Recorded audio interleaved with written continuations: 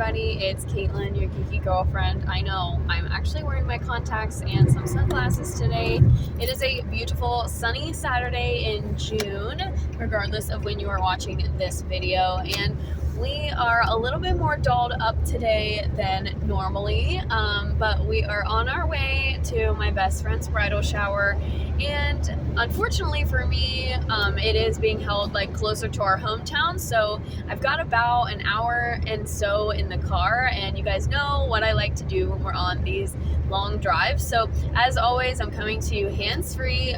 Hands are on the steering wheel. I'm recording this hands-free, and we're just going to talk about some of the books that we've read recently. It's been a long time since I did one of these videos, and part of that is because it took me a really long time to finish the book number 17 of the year, which we're going to talk about in this video. But also there's just been a lot of life happening, and I've quite honestly just been pretty exhausted, and it is summer vacation, so I'm spending a lot of time like binge watching TV and catching up on things like that. So as much as I love to read, I did finally get caught up on my reading last week when we were on our second week of vacation. If you've been following me on Instagram, you know that my husband and I were fortunate enough to get to go away for 2 weeks. We spent 1 week in Destin with my in-laws, or his family, and then we spent a second week in Orlando and the Kissimmee area with my family, which is pretty normal for my family to travel there. As you know, I was just in Orlando in March. So, but anyway, last week when we were in Orlando, my husband and I decided not to do the theme parks. We're trying to save a little bit of money, and our trip to Destin was a little bit more expensive than we expected it to be. But also like I said, there's just a lot happening in life, and we just didn't really feel that it was necessary for us to go to the theme parks this time. So we spent the week really just enjoying the activities that our villa had to offer. And then also my husband worked 2 of the days. So on those days that he worked, I pretty much spent the entire day just out on the little patio reading. I did go to the pool for a little bit. And that was the same with when we were in Destin as well. So I went to the pool by myself, and then went and did some shopping like with my sisters and stuff. So I finally was able to finish a book that I have been working on since literally the last weekend of April, and that is The Book Thief by Markus Zusak. And I do believe that this book is either A, controversial to some audiences, B, it very possibly is on the banned book list, but I don't know that for a fact. But regardless, it is considered a literary classic, and it is one of the most popular young adult books of all time. And the version that I read was actually like the anniversary edition, so there was some extra material in the back of the novel. And the author gave like some really interesting author's notes and things like that. So one of the things that the author shared at the end is that almost all of the events that are in this book, which this book is fiction, but it's based on real events set during Nazi Germany in World War II. So it's set in the 1940s, during Hitler's rule, when the concentration camps and the parades of the Jews were happening on a pretty regular basis. The story follows one teenage girl, her name is Liesel, and her kind of adventures during this time. And you know, Liesel begins the book as an orphan. Her father has long since passed. Her mother has to give her up for adoption due to circumstances that we don't even really find out. We're led to assume it's because she can't afford to have her as a child and needs to go work. And so she, like back then, there wasn't an option for like daycare. So mothers would just give their children up for adoption. I think there's probably other theories out there that maybe she was possibly a Jew, like maybe Liesel's dad was German, but she was a Jew. That's not confirmed. I'm just saying maybe she kind of knew that her fate was kind of set in stone and therefore gave Liesel up. So Liesel goes and lives with her foster parents, the Hubermans, and I'm probably completely butchering all of these names because I do not speak Dutch. And there was a lot of German throughout, like scattered throughout the novel, which was fine with me. Anything that was in German was always translated to English. And most of it, if we're being honest, was like curse words or slang terminology anyway. And the rest of the novel and all of the events were narrated in English. Now, before we get too much further, I will say, like I said at the beginning of the video, this was book number 17 for me for the year. And if you're new here, my goal for 2025 is to read 48 books this year, which essentially rounds out to 4 books a month. And we're trying to do some of that nonfiction. I'm actually in the middle of a nonfiction book right now. So we're trying to kind of scatter those nonfiction books in with the fiction novels, and I'm trying to read very few books that I don't already own. So I'm trying to go through that physical TBR, get the books off the shelf, read them, because if you're new here as well, I am a person, I read a book once and then I'm done. I very rarely keep books for my collection. The only exception is if I think it's a really good YA novel, then I will keep it for my future children. Like, for example, I have a copy of Harry Potter and the Sorcerer's Stone. I have almost all of the Sarah Dessen books because she's one of my favorite authors. So books like that I have some sort of sentimentality towards, or that I just really think are like top 10, top tier books. For example, Verity, The Curious Incident of the Dog in the Nighttime. Like, those are books that I've raved about. I did a whole video of the 5-star books that I've read in my life and where they kind of rank.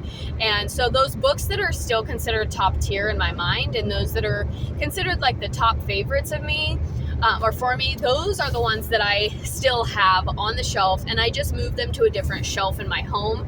But I'm trying to work my way through my actual physical TBR, and we're doing a rainbow reading challenge right now. So The Book Thief did count as my brown spine book. And then next we're going to be reading a black spine book, and then gray, and then white. And then we'll probably start it all over again because I simply have way too many books on my physical TBR and there's not enough room on my shelf. So we're making our way through that. And like I said, this was book number 17. I started this in the last weekend of April and I just finished it, last week or 2 weeks ago now, since we've been home for a full week. So I finished it last week when we were on vacation. And so it took me a significant amount of time to read this book. And it's not because it wasn't good. It just started off kind of slow. And the thing that I wanted to tell you, without giving it away, I want to implore you, if you read this book, to try to, as quickly as you can, without looking up a spoiler or without jumping, going to the back of the book or something, try to deduce who is actually telling the story, who is the narrator in the story, because it is one particular character, and everything is told from that almost omniscient perspective. So the narrator knows all, he has seen all, so kind of like, the all-knowing narrator. But I want you to try and figure out, if you're going to read this book, and as you're reading this book, try to, as quickly as you can, figure out who the narrator is. I will say that before I started reading, I accidentally read a spoiler that was not marked as a spoiler, and it did spoil who the narrator was for me. And so I knew going into the book who the narrator was. Now, I will say that I actually preferred it that way, because then it made a lot more sense to me when he was using terms such as I.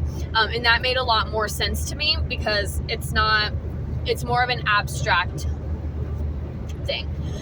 So I'm glad that I knew ahead of time. I think it made the reading easier for me to get through, but it is sort of a big plot point as to who the narrator is, and it is revealed later on in the book. So if you want to go in completely spoiler free, you absolutely can do that. So, like I said, it's not that the book was bad, it just started off very slow, and the book has print that is a little bit smaller than what I have been used to reading. I'm going to attempt to show you a picture, or show you on the screen if you guys can see that. So that's pretty small for me. I'm used to a little bit bigger of a font, and I don't read large print. Some people ask me if I typically do read large print given my visual impairment, and I don't. I am fine with normal size text in print, but this was a little bit small for me. Not that it was unbearable, it didn't cause me eye strain or anything like that, like I was able to read it, but because it was smaller, it took me a long time to get through the pages. And also in the beginning of the book, there is very little dialogue, and it's a lot of just his narration. And I've talked about this before when I've reviewed other books. I am a dialogue reader. So when I see dialogue on the page, I very frequently will read only the dialogue, or only what is in the quotations that the characters are actually speaking. And then if I feel that I missed something, like if I missed a direction, or if I missed an attitude or something like that, then I will go back and read it. But typically I skip over all of those additional words that are like, she said, or she yelled, or she screamed, or those things, and I just read the dialogue. So in the beginning of this book, probably for the first 200 pages or so out of 529 pages, there is very little dialogue that happens, and most of the dialogue is told through narration rather than actual dialogue between characters.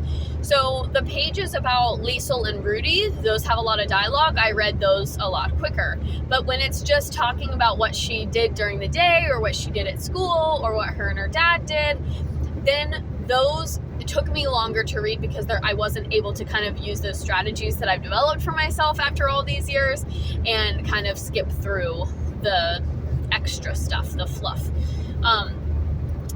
Like I said, this is a historical fiction book, and like I said at the beginning, it is set during World War II in Nazi Germany. So that alone could be a trigger for some people, if you know anything about that period of time, you kind of know what you're getting into when you hear that a book is written about and set during Nazi Germany.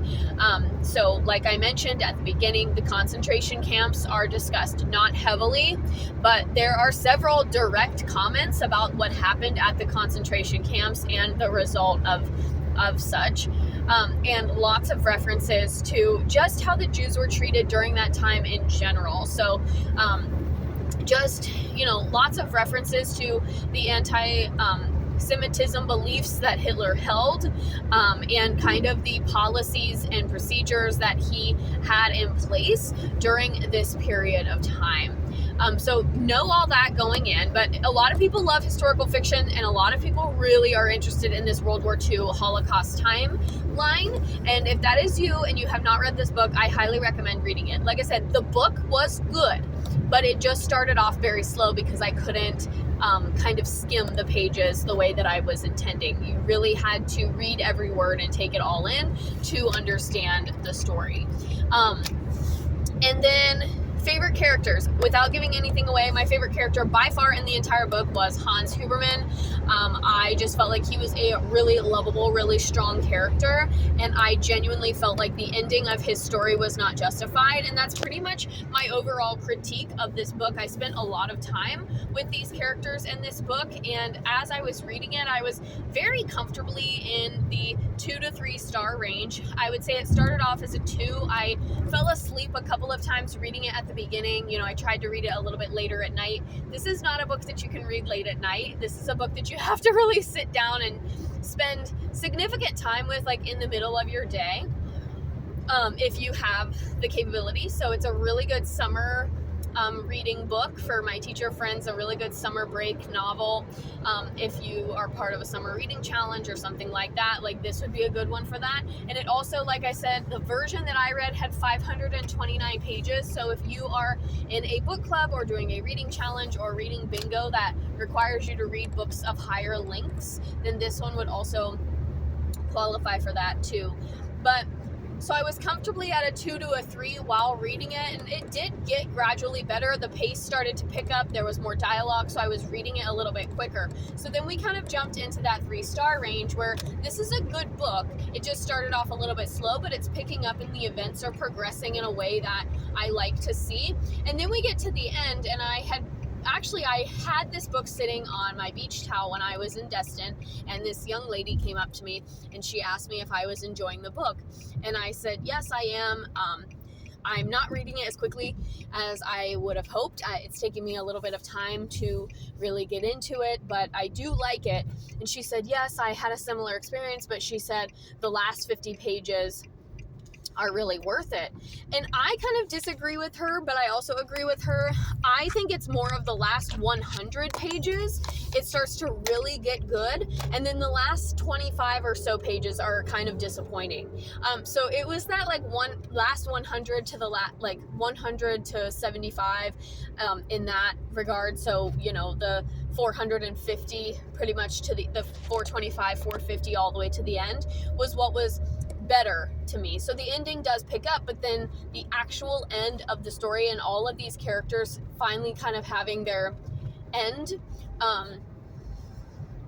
it was disappointing. And how it ended, I was really like, just like, really? What I was going to say at the beginning of this video was that one of the author's notes at the end was that many of the events depicted in this novel, while the novel is a fictional work, many of the events were based on stories that the author had been told by his grandmother, who lived in Germany during that time, and she was a teenager. And so a lot of the events that Liesel experiences and the adventures and the things that happen to her and the things that she sees and does were based on, these narrated events from the author's grandmother, which I thought was really powerful, really moving. I love when they are able to make a real life connection. I'm trying to think if there's anything else that I haven't already said that I normally say in these videos. So like I said, I did give the book 3 stars on Goodreads. Over on Storygraph, I did give it more of a 3.5 to a 3.75. I was really close to that 4-star, but because I was disappointed in the ending, I just couldn't quite give it that 4-star rating. And so yeah, for that I did give it the 3 stars on Goodreads. And again, on Goodreads, everything is out of a 5, which if we're looking at it out of a 10, I probably would give this book maybe a 7 out of 10. Was it my absolute favorite YA novel? No, but I am also newer to the historical fiction genre.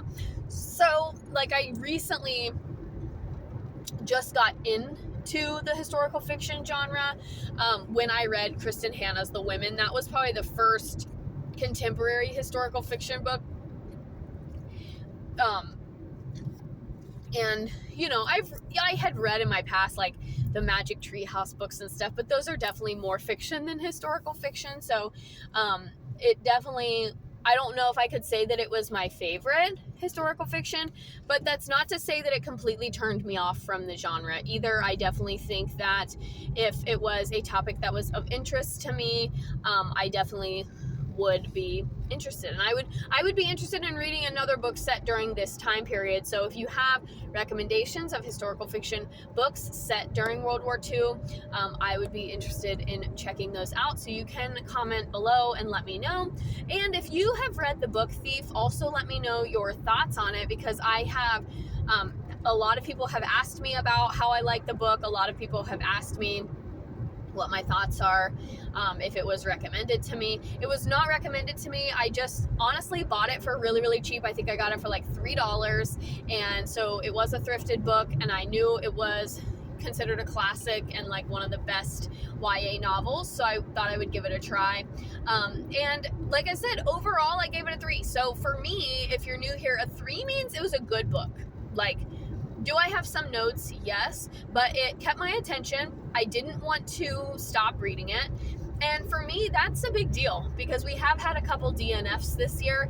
And, you know, if I'm trying to be better about DNFing a book, and this one, regardless of how slow I was reading it, I still wanted to keep reading because I just knew that it was going to pick up. Like, I just knew that the events were going to progress and that I was going to be happy with how the story unfolded. It just took me a long time to kind of get into the unfolding, but I never once was like, ugh, I need to put this book down and just stop reading it.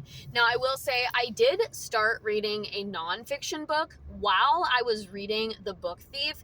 And there were days where when I was picking up something to read, I did go for my nonfiction book instead because that's more of a timeline specific book. So I was trying to read to a certain portion.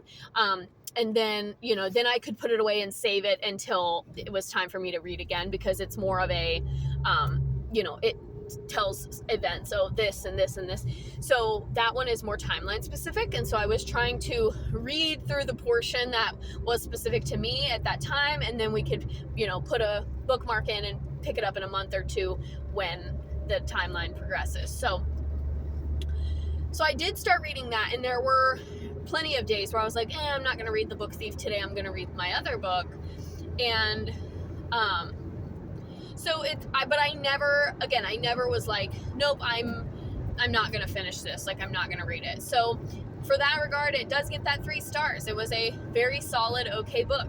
So very solid. I do have some notes, and had the ending been different, I might be sitting here telling you that I gave it a 4-star.